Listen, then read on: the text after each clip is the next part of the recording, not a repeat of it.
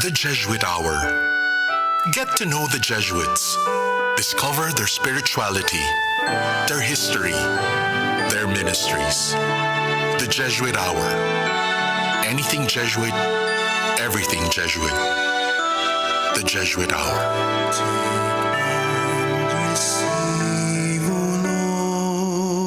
Good morning mga katipuneros. Magandang umaga po sa inyong lahat. It's a Tuesday, September 10, 2019. Yes, good morning po sa inyong lahat.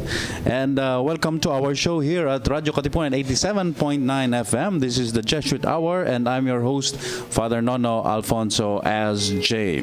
Okay, before our guest for today, this morning, nakikita nyo na po siya sa inyong mga screens sa Facebook. Let's begin our morning show with a prayer. Today po is a special day for Jesuits because today we celebrate the feast day of Blessed Francis Garate, a Jesuit brother. Yun. Oo, palagi na lang bida mga pare. So, this one is a Jesuit brother. So, in 1985, he was beatified by Saint John Paul II. Okay, so the Jesuit Cardinal Archbishop of Italy, Genoa, Italy, wrote the following about Brother Francis. So before we pray, here's some backgrounder. The bishop or the archbishop said of him, there was nothing remarkable in his outward appearance, but it was enough to exchange words with him, even for a short time, to realize that he was a man of deep spirituality, endowed with outstanding virtues. During my stay, I would often stop in the porter's lodge. That entrance hall was a place of ceaseless activity. Parents wanting to speak to their sons, all kinds of visitors asking to see the fathers or the professors, tradesmen delivering their goods, beggars asking for alms. For everyone, he had a courteous and friendly word, and all this with truly remarkable serenity and calm. One day I asked him, "How are you able, brother, to be involved in so many things and yet remain so calm, never losing your patience?" His reply was, "Father, I do what I can and leave the rest to the Lord, who can do everything. With His help, all is easy and pleasant because we serve a good master." And of a story by the good Archbishop, Cardinal Archbishop of Genoa, Italy. And of course, among us Jesuits, siya po yung sinasabi naming dakilang porter. He was a porter. That was his assignment, a very humble, simple, ordinary assignment as a Jesuit brother. And yet he did that job with so much love, especially for the people that he would meet. As you know, receptionist po yung porter. No? So he is beatified precisely because of that virtue.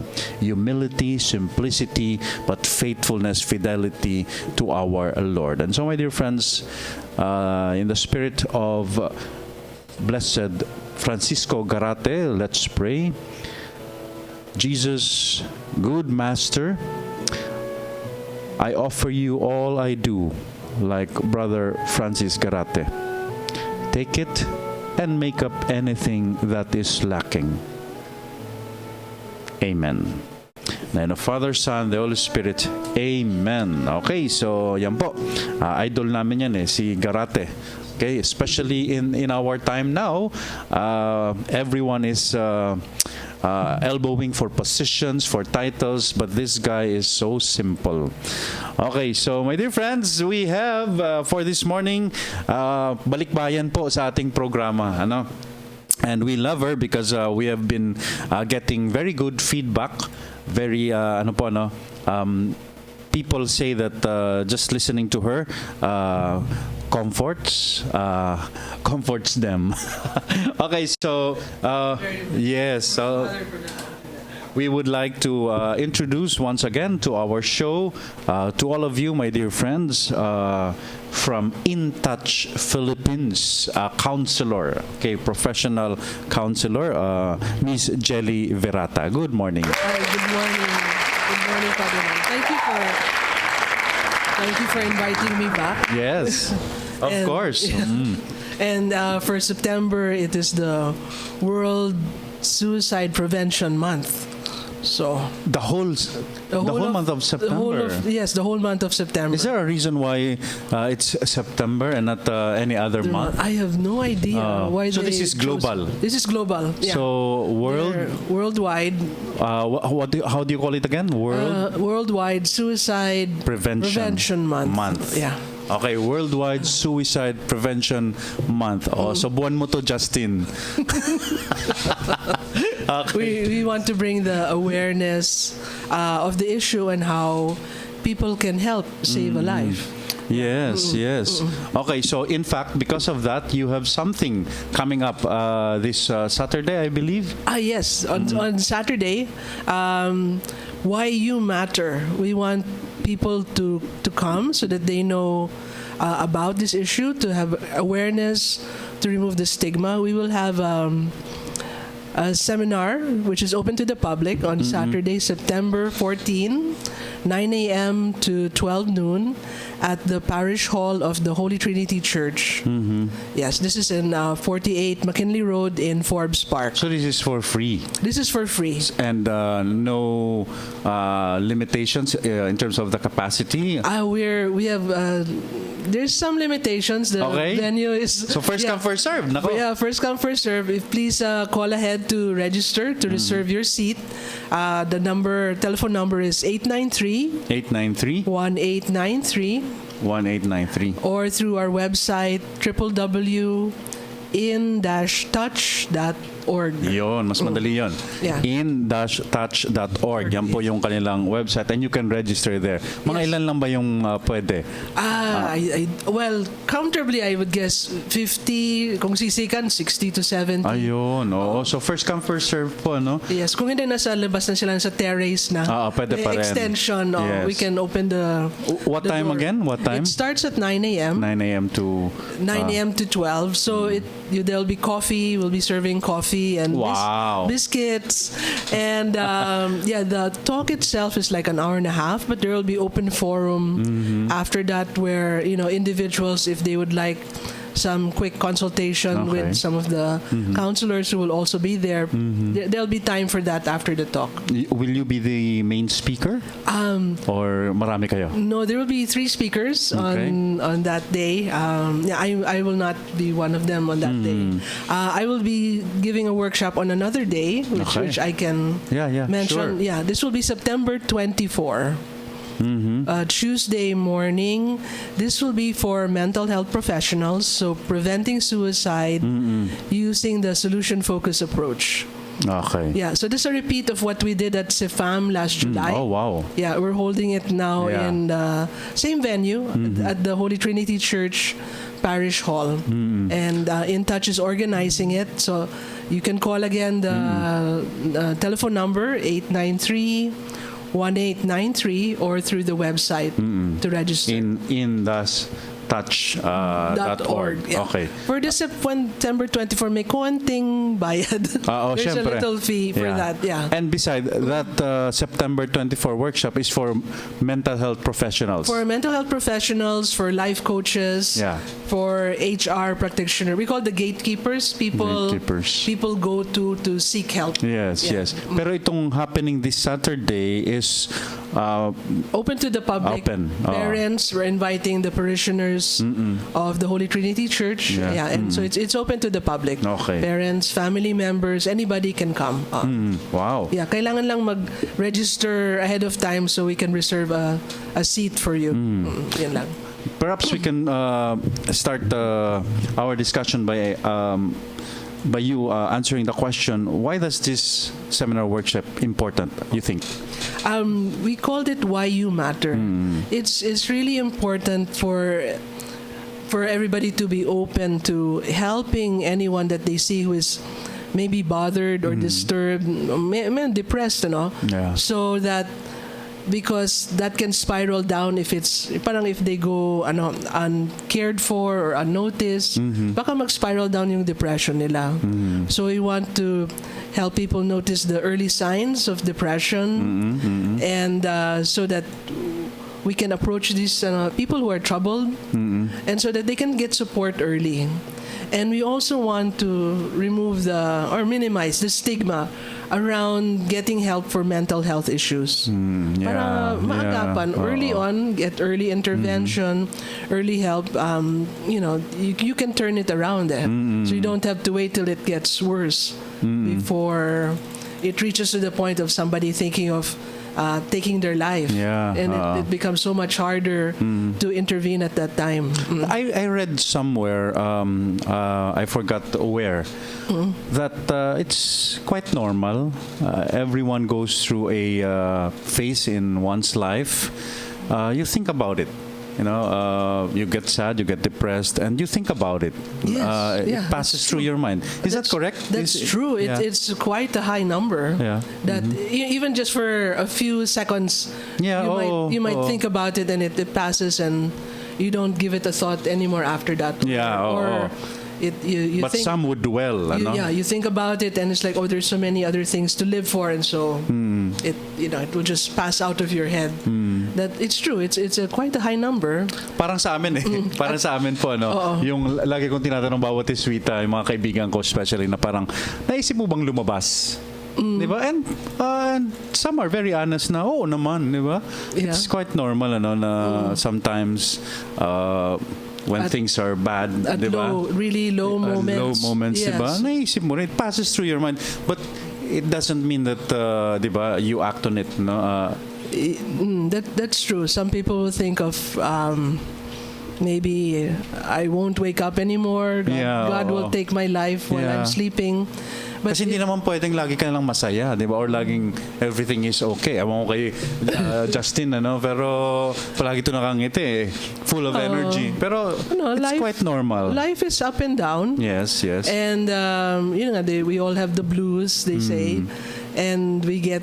We get over it, meaning we come back up again. So minsan yung may weekly cycle ngayon. People have a weekly cycle. I guess when it stays longer in the downward spiral, that's when it becomes a problem or a concern. But I think that's what we have to learn, that life is up and down. Yes. And many of us have ways of coping or getting through the down times. Maganda nga yung would you be talking about the solutions-based approach in this coming workshop on Saturday? Or on Saturday we will touch on it a little bit. Yeah, what we want to emphasize is the early intervention. What do you mean by that? The early intervention from New Zealand. They have a yes. Akala ko lang. Pero meron palang another. They coined mental health first aid from New Zealand called ALGEE. ALGEE. That's what we want to emphasize. So so that's an acronym. ALGEE. That's an acronym. And for what? A is to approach somebody. Yung gut feel mo, feeling mo troubled. Ganda nito approach. Troubled itong tao. It's better to approach somebody that you see who's maybe down or concerned or worried, and to ask, are you okay? Or kamusta lang? How are you doing? Just to let them know somebody sees them or somebody cares. And so then you can assess how much maybe support that they need.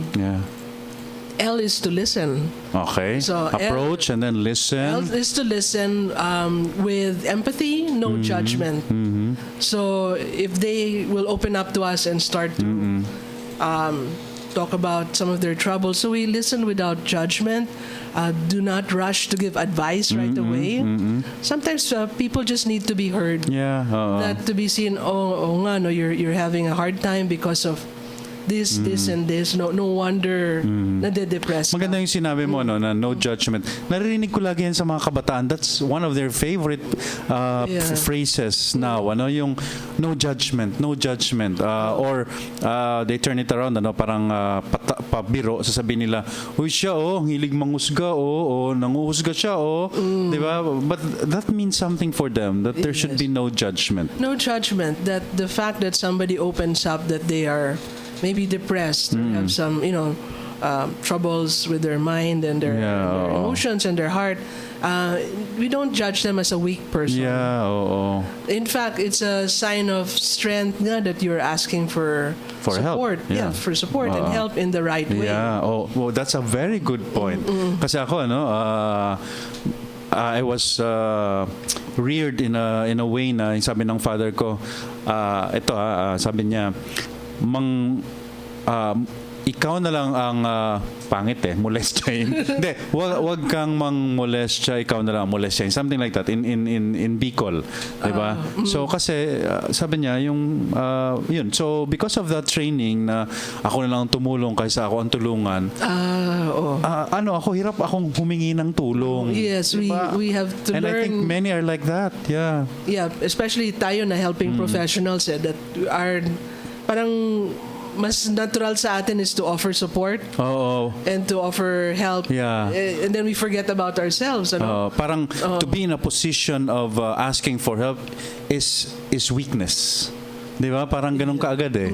That you have to, parang dapat makayanan mo, you have to find the solution for yourself. Yes, oo. So, but with this approach, so we listen without judgment so that they get the idea that it's okay to ask for support. Yes. So A is for approach, L is listen. Without judgment. And G? G is then we give information. On resources. I like that. Like you don't have to do this alone. I'm sure there are people who can support you. Yeah. Yung mga ganun. So we can give information on like the crisis line, which is a free telephone counseling that is offered by In Touch. Yes. So we can also say, I hope you open up and talk to somebody about this. It doesn't have to be me, baka, especially if we're not so close to them, they might feel more comfortable with somebody else. Yes. So, but I hope. And if you don't feel competent enough, yes, di ba? Isa pa lang ang na-attend mong seminar ng In Touch, kulang pa, di ba? So or as a you friend, can point them to you experts. You can refer to which is the first E. So G is to give information, and then you can also say whatever you know. Depression, it's normal, up and down ng buhay natin. Sometimes there are times when we need extra help or extra support na hindi natin kaya mag-isa. Before you talk about the double E, di ba may sinasabi na at least natutunan ko to sa counseling class namin sa sa with Father Ted Gonzalez. Normally raw, people know what's the right thing to do. Yes. In terms of dun sa G kasi is giving information, they know what is right and what is wrong. But it's not about that. It's not about, diba? So is that a correct observation? Yes. At the end of the day, we know what to do. Yeah. Ang mahirap lang when we get very emotional. Sometimes we forget or we resist that we know what the right thing is to do. That we want to be taken care of first before we. At the end of the day, we will do the right thing to do. Tama yun. But we sometimes need a little care. That we need to know somebody cares, or that yun na nga, that we will have the hope na malalampasan natin to. Sometimes we just need to calm down when we react to a situation. So it's emotions, and number two, it's there's a confusion, diba? So parang you just need somebody to help you sort things out, diba? Parang somebody, ganun, somebody to sort things out, or at least sounding board. Yes, somebody that's the to phrase. be with you while you're sorting it out. Okay. Yes. So give information. What's the next E? The first E is encourage to seek support from a professional. Okay. So then you can give let's say a counselor. Dito sa school, there's a guidance counselor naman, the college guidance. So that's the first line that you can go to. Pwede din sa crisis line. That's also a place where you can go to call, and we can give the number of the crisis line now. Dapat memorize mo na, Justin, ha? Yung number nila is 818 893 7603. 7603. May globe, 893 may globe number din. 7603.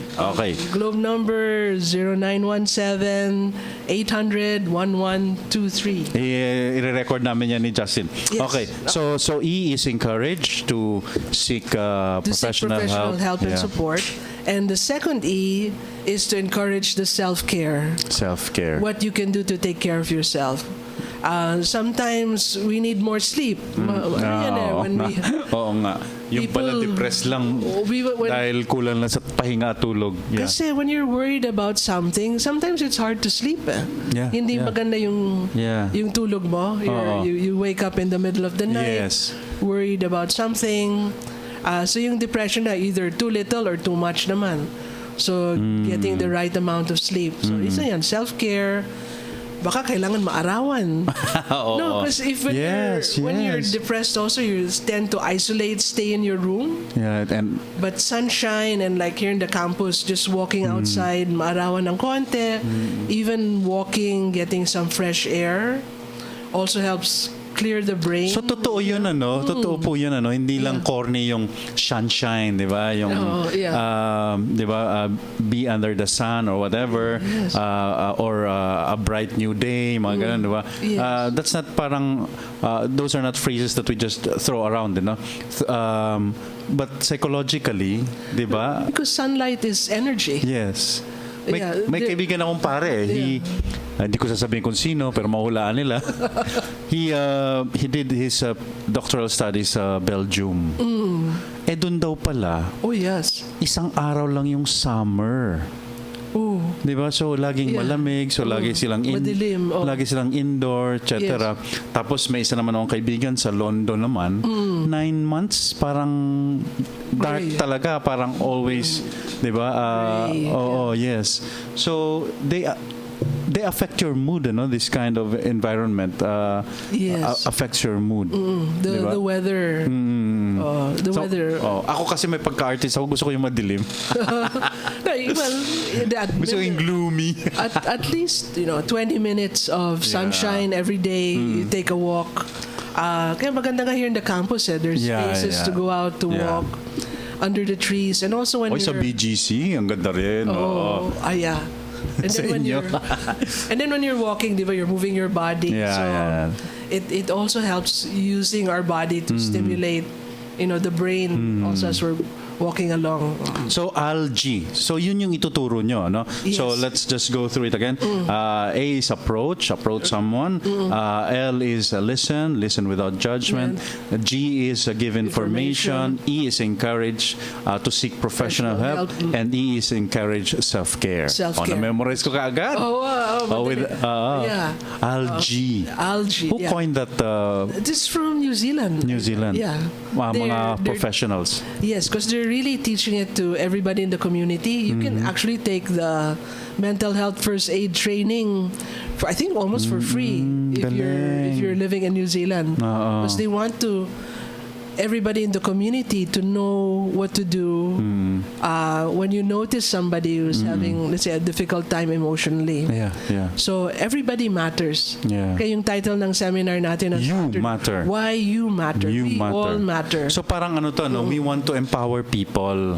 Yes. Diba? Before anything happens, you can do something to help prevent To help- suicide. to help Yeah. prevent suicide and also to help with depression in the first place. Yeah. Kasi for the longest time, it's taboo. Diba, to talk about suicide, and in fact even in the church, diba, and people even ask me about this. Pag may Yeah. nagpakamatay, mamimisahan ba sa simbahan? Or yes. kasi that was traditional practice, that was before That it was na bawal. it was a sin. Oo, kasi it was a sin. Taking your life is Yeah. is a grave sin, but of course after Vatican II that has changed, 'di ba? Because informed by psychology, na when people take their lives, something is There diba? are They're not, many factors. yes, with they're that. not really free. Diba? So nagbago na, no? Pero yun nga, no, parang it's taboo. For the longest time, it's been taboo to talk about it. It still is. It still it's is. one of the stigma. Even Yeah.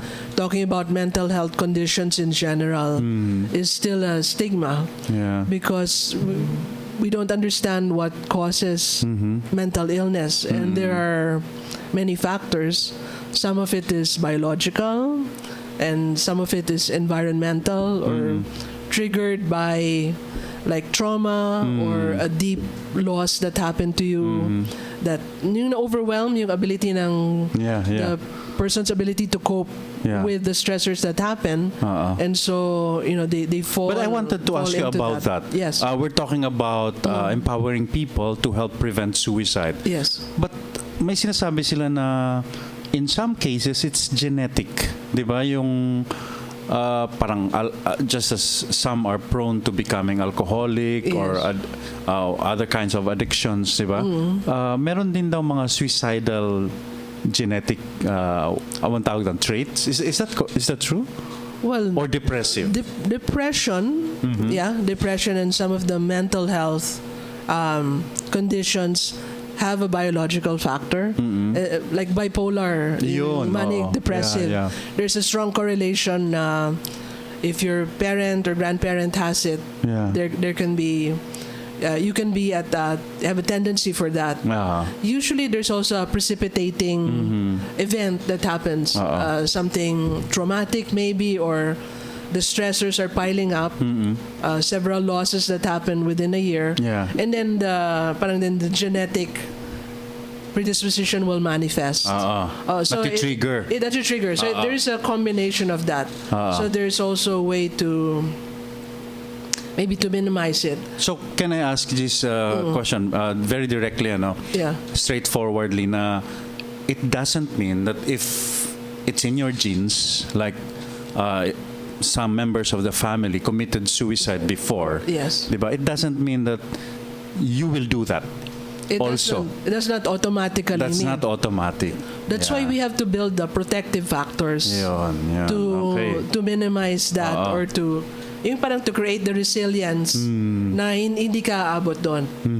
And well, it's good that you know that there is so you're already warned about it. And so so it's good to know, you can be to on be the- informed na yung lola mo dati, di ba? it's good to be informed, so then okay, you could be at risk for that, and so you will take more extra care dun sa self-care and building protective factors, and then seeking help earlier with, let's say, a mental health professional can already be part of your safety net, so that you'll not get to the the dulo, the worst part. Also, knowing about it, let's say with bipolar or with schizophrenia, yung di ba, it's a beautiful mind, di ba, you break with reality. There are also medications that can help. Okay. So getting intervention and with a biological approach, seeing a psychiatrist, they can also assess if medications can help. And so in combination with the psychotherapy. So self-awareness is crucial. Yes. Diba? So it helps to be aware of family history, of your own personality, mental health conditions. Yes, conditions. In the family. Because with advances now, psychotherapy, medication, many people with mental health conditions can lead productive lives. Pero sasabihin nila, that's good, Father, in principle, but marami mga mahihirap, wala naman silang access sa sa, di ba, sa experts. I know, we're guidance hopeful. counselors. We're hopeful now with the mental health law. Now that the implementing rules and regulations have come out, so we'll see how the government will set up in the government hospitals. Let's say psychiatrist or psychiatric ward and psychologists. So more and more of that will become available dun sa common na tao. For now, we can only refer them to PGH and meron ba sa PGH na mga experts, counselors? psychiatrists, Psychiatrists. counselors, also in the National Center for Mental Health in Mandaluyong. Kasi for the longest time, that's why this law is needed. Yes. Kasi for the longest time, when we say illness, it's just physical. Di ba yung pag sinabing mental health issues, Yeah. drama lang yan, ano ba? So, they are not taken seriously by the medical field. Di ba? Pero now, it's That's why we want to bring awareness for these conditions. Hindi lang gawa-gawa or drama-drama lang. Drama lang yan. Or drama-drama. There is a point. Halimbawa, ganito, manalulungkot ka, inuman na lang tayo. That's how the poor, di ba, deal with it, Kalimutan na lang yun. Self-medication. Yes. Yeah, but the thing is, it comes back. So, hindi siya nawawala. I mean, if it's normal, up and down lang, of course, you bounce back. Yeah. Pero kung persistent siya, mga ilang months, minsan years pa nga before somebody will recognize that they really need help. Before it's too late. Tatanungin nga kita, I'm sure you have observed this phenomenon. Yung sinasabing taong grasa. Hindi naaawa ako di ba? Parang, but some of them, I've heard na some of them na yung well-meaning people, church people na kinumit sila sa facilities, but they will just escape and they'd rather wonder, pero yun nag-snap yun something happened in their lives, tas nag-snap there's we don't know what caused it, but there's a break with reality. And then for me, what's amazing also na kahit ganun ang kalagayan lang, they still manage to survive day to day on their own in the street. And hopefully the right people or the right help can come to them to bring them back to be part of the community. When I was newly a new graduate from the Ateneo, merong famous case dito taong grasa. She was a teacher and a research associate dito sa Ateneo. I'm not going to name which department, pero siya, something snapped, and but she would remember things, and like she would remember Father Jack Carroll, yung boss ko dati, sa ICSI. And then she would visit him regularly, parang once a month. Okay. But she would be smelling. Talagang kasi naglalakad na siya at may mga dala-dala siyang mga supot lagi. Bag lady Nakakalungkot, nakakaawa, And yet she would visit Father. Yes, naalala niya si Jack Carroll, and he would be very patient with her. Diba? Pero nangangamoy talaga. So he was an anchor for her somehow. Yeah. But anyway, going back to our... But you build on that, diba? So you find things like that, something that keeps them still anchored to their life and reality, and then hopefully we can build on that, those small things. And is it good? Kasi diba yung mga mass murder, yung phenomenon of mass murder, now hindi na pinapangalanan sa media, and hindi na masyadong there's a debate kasi na if you discuss these things, the phenomenon of yung copycat, diba? Copycat killings or suicide. So like yung suicide, is it good to talk about it, like with kids? How or what's the age appropriate, yung pwede mo nang pag-usapan yan sa mga high school? Oh yes, definitely. I think high school. Pag grade school, parang what? With grief and loss, it has to be talked about. Maybe the details, exact details, we will make it age appropriate. Yeah. But it's better now to talk about it rather than not to talk about it. Yeah. Because I remember in grade school there was like word just going around that one of the girls had. We don't know. So it's like we don't know what happened. Pero may mga chismis, and usually the chismis are correct. Yes, but none of the teachers talk to us about it. Kasi nga they feel na none of the parents it might influence you. And I don't even know if we talked about it directly among each other, but it's like you knew that something had happened to one of the girls. Yeah. And yung wala na lang siya. yung ganon, she was not there anymore at the graduation. So, yeah, so it's like that. There's really a silence and stigma around it. And so we want, at age-appropriate levels, to be able to talk about these things and also to give a message that we hope that if people are getting to that low point, they will seek the support and the help that they need and want. And parang yan, it takes a village. So we all look out for each other naman and to check in with you, how are you doing, father, yung mga ganon, di ba? So sa high school pwede na.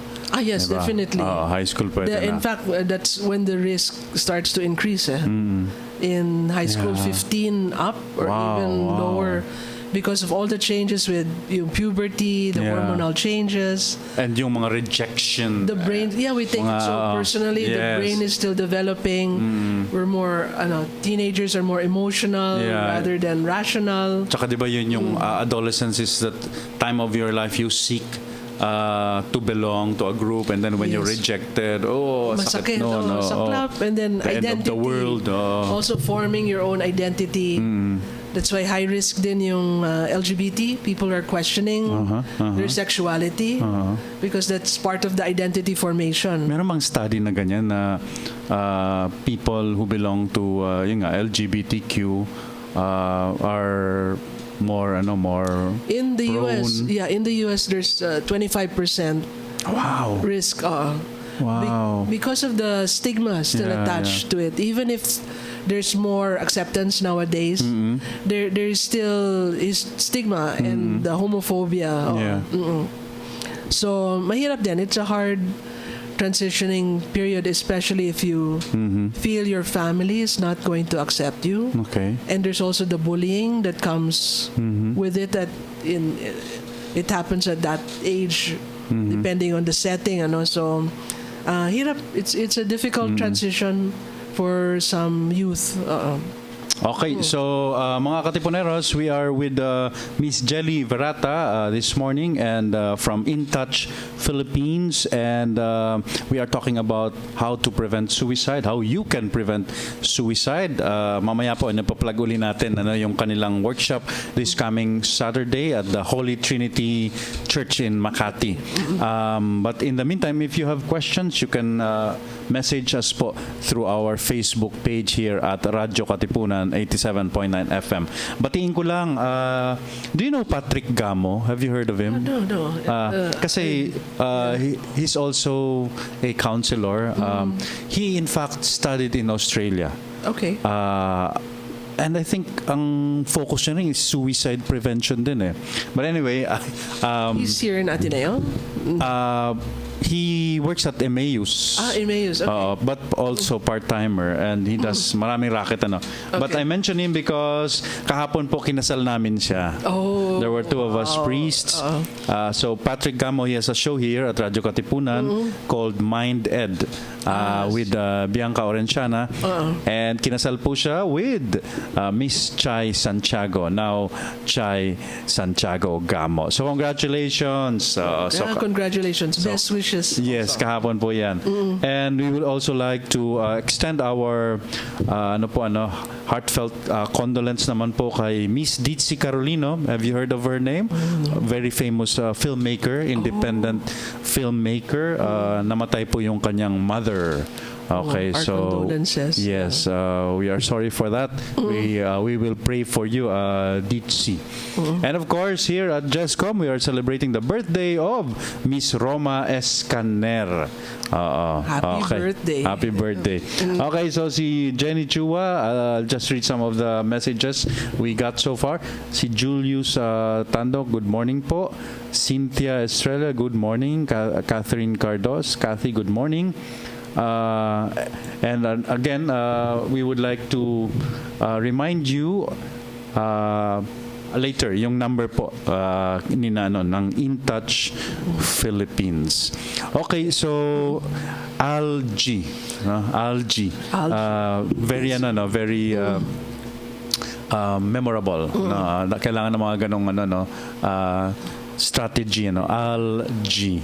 It's really important to break the stigma around talking about suicide and mental health, because worldwide they say 800,000 deaths Wow. in a year are due to suicide. Suicide, wow. Which is more than the deaths from armed conflict all over the world. Yes. Wow, 800,000 800,000 every year. every year all over the world. All over the world. Pero does that study also indicate saan pinakamarami? Developed world, developing countries? It's all over din eh. Wow. Yeah. And then for It cuts across, yes, yeah. So ang doon, people with mental health disorders, we want to break the stigma because first of all they don't deserve it, and nobody wants to have a mental health condition.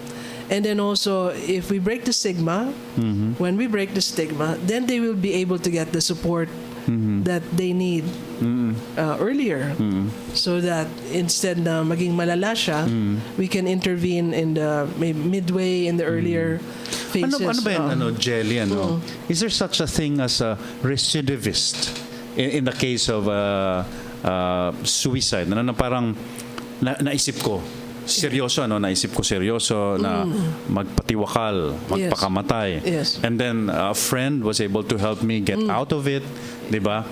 But pwede bang in the near future maisipan ko na naman uli yun? Meron bang gano'n yung recidivist, yung paulit-ulit? Yes, that's one of the risk factors nga. If somebody has made an attempt in the past. Oo, may kakilala nga ako actually, nakailang slash. So that's one of the ways we assess yung risk factors if they made attempts in the past. Yeah. Ang doon, when they're able to get the right kind of help and support, lalo na yung when the hope for the future can come back and we build the protective factors, meaning yung support network nila, we help them identify who they can talk to, yung family members, good friends, community members, work that they like doing, something that gives meaning to their life, and especially the hope for the future. Yun yung talagang can help protect them from relapsing.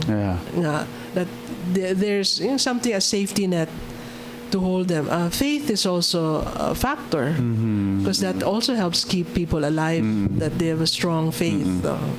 Can I fast forward? Yes. What about how do you deal with or how do you counsel yung mga naiwan ng mga nag-suicide na? Kumaga, suicide. Survivors of, meron palang ganon? They call survivors of suicide. Yeah, talaga. Oo. Wow. Definitely grief counseling yon. Okay. Pero complicated siya. Yeah. Because of the fact na, minsan unexpected. There could be guilt also around, bakit why didn't I see the signs? Yes. Because there are usually some signs beforehand that somebody is thinking about taking their life. So may guilt factor din yun. And plus the,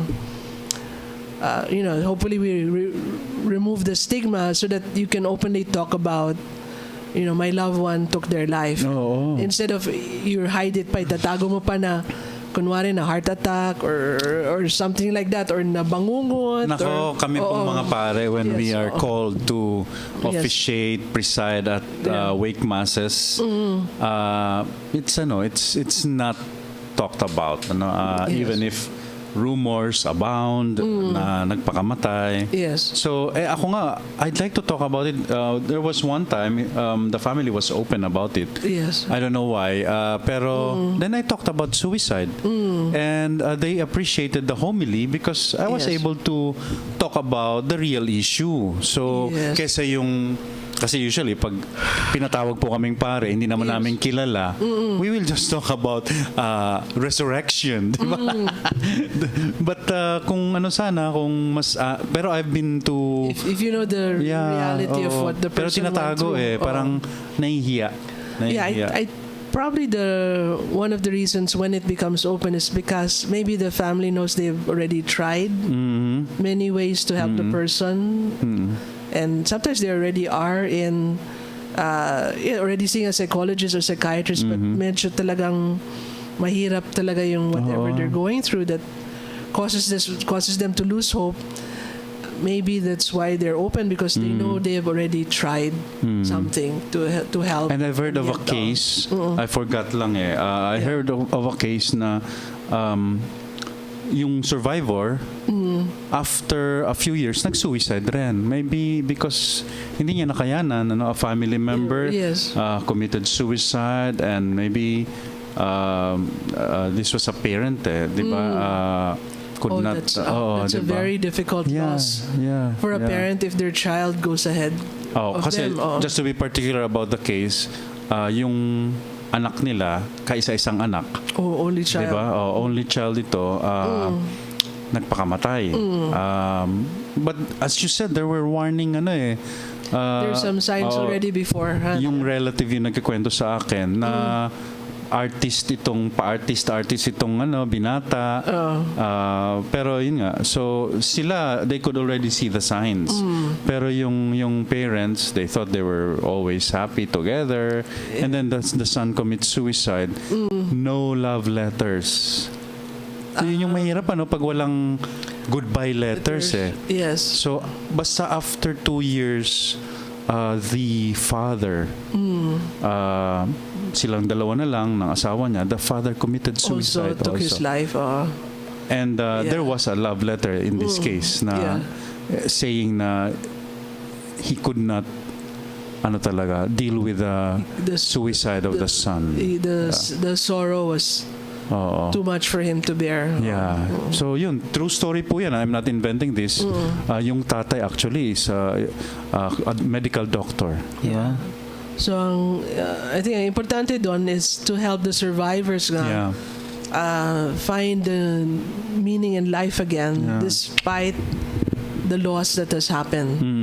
So how to move on, and it is possible.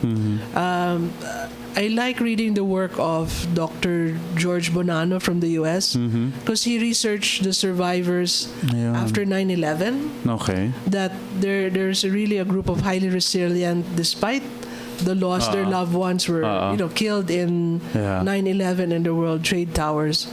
Many of them were still able to find ways to move on with their life. But of course, there was meaning to the death kasi some of them are considered heroes, di ba, yung mga first responders. Pero pag suicide, di ba, how do you give meaning? Well, if we look at the situation of, let's say, Jeannie Goldborn, who her daughter Natasha took her life, and so she created, her purpose now is how to prevent others from falling into depression and to prevent suicide. So she found meaning. She created a fund, or a foundation. She has a foundation from that. So there's a new meaning also in her life to move on. So I guess that's one of the ways people can move on. Yung guilt kasi can be a very powerful emotion yung mga tao, some of them cannot, especially parents, It's true that there are signs, and sometimes we feel guilty that we're not able to see them all.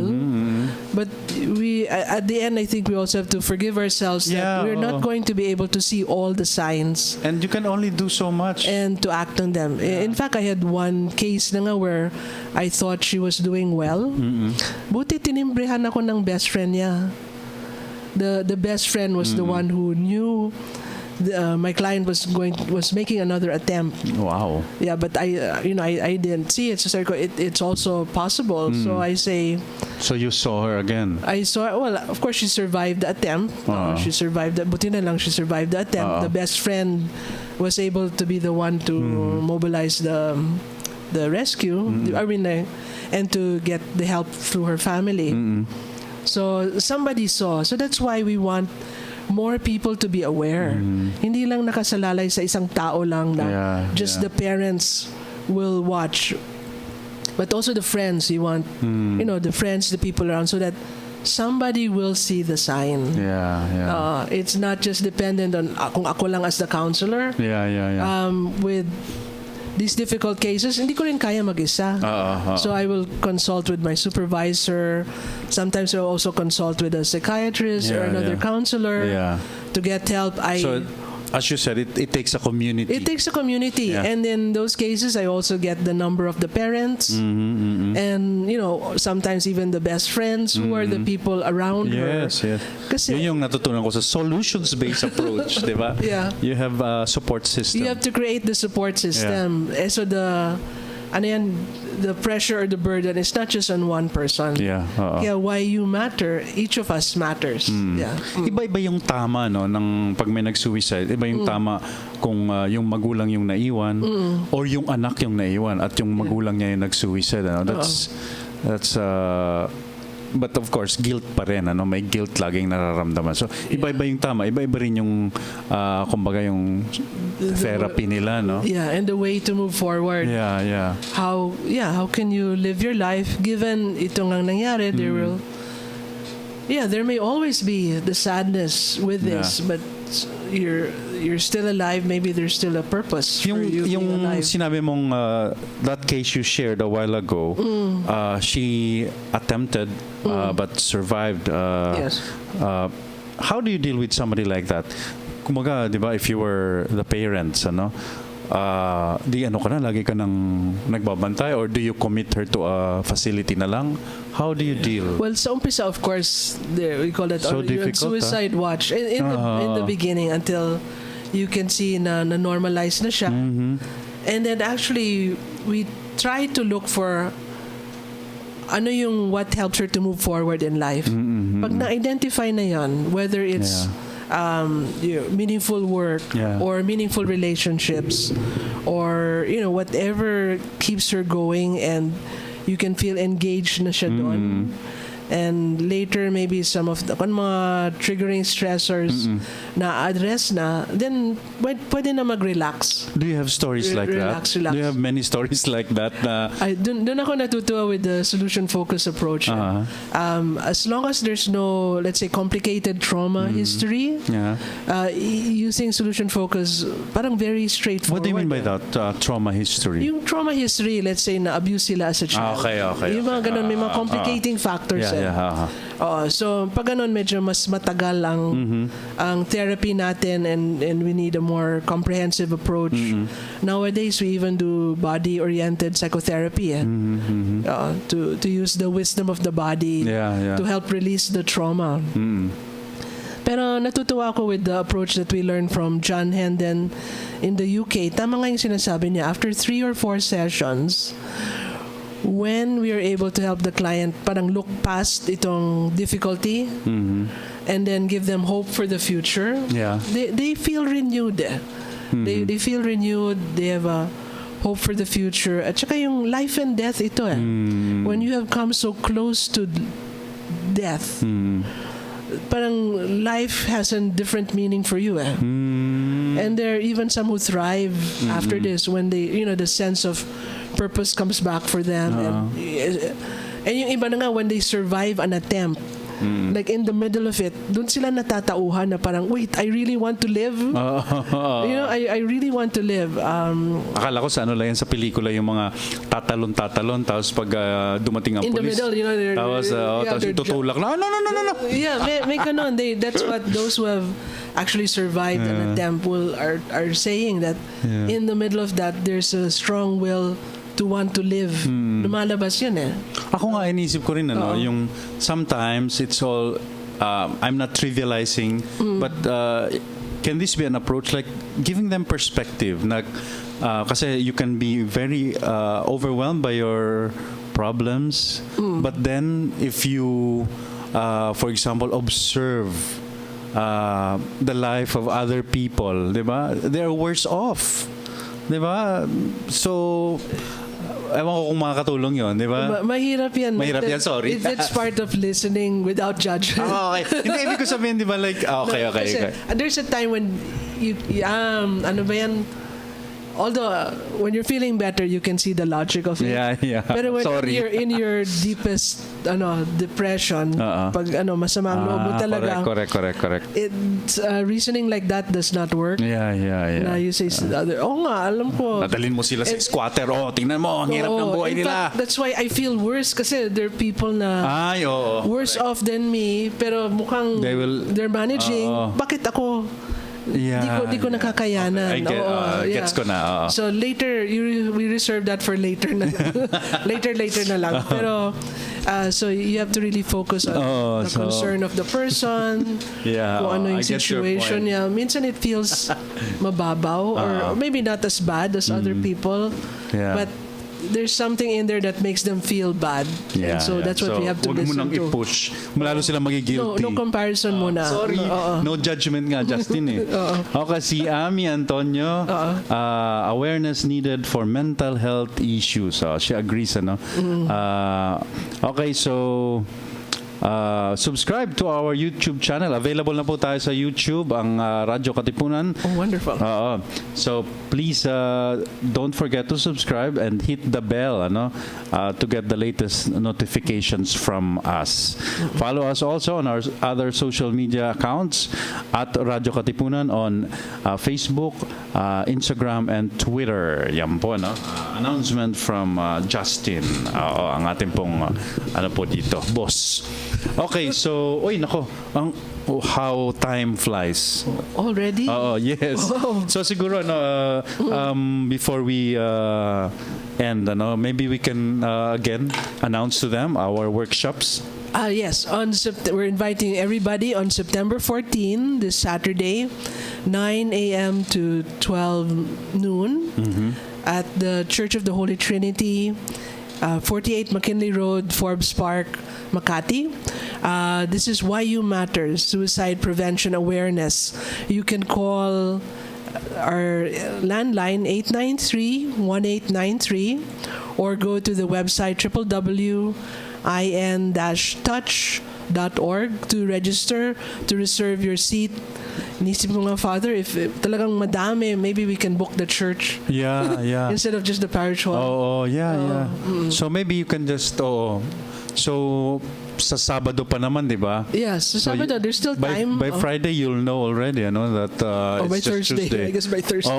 Yeah. So definitely, if you're really interested, that's for free. This Saturday is a free event. There will be a coffee morning. Yan ang gusto ko. Coffee will be served. And then the talk is for an hour and a half.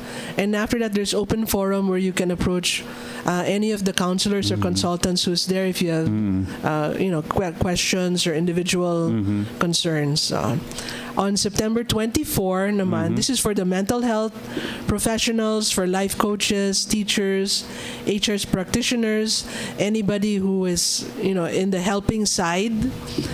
We will have a workshop on preventing suicide using the solution-focused approach. Yep. So September 24 pa naman to, Tuesday, also 9 a.m. to 12 noon. The same venue, Holy Trinity Church Parish Hall. Call again sa InTouch 893-1893 or www.in-touch.org. Yeah. Okay, so once again, this Saturday po, 9 a.m. to 12 p.m. Save a Life, Why You Matter in Suicide Prevention. Okay, so ano po yan? Libre, so may pakape pa, may pa-cookies. Diba? So punta po kayo if you're, kumbaga malapit po kayo dyan, Makati area, Taguig, ang lapit niyan, BGC, malapit kayo dyan. Punta na po kayo. Limited slots. Okay, so thank you so much, Jelly. Thank you, Father Nono, for having me again. Of course, it's our pleasure, and you're always welcome here. Sige, next month ulit. Yes, next month. Yes. So this month is Suicide Prevention Month. Next month, on October 10, is Mental Health Awareness Day. Mental Health Awareness Day. So tuloy-tuloy ang discussion natin on this issue. Thank you so much, and we would like to really support you because this is something that people should know about.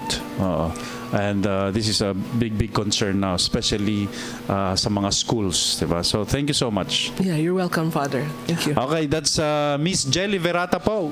And we will have her again and again and again from In Touch. Okay, hanggang sa susunod po. Ito po si Father Nono Alfonso SJ. Hanggang bukas, this is the Jesuit Hour.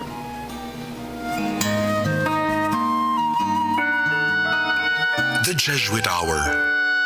Get to know the Jesuits. Discover their spirituality, their history, their ministries. The Jesuit Hour. Anything Jesuit, everything Jesuit. The Jesuit Hour.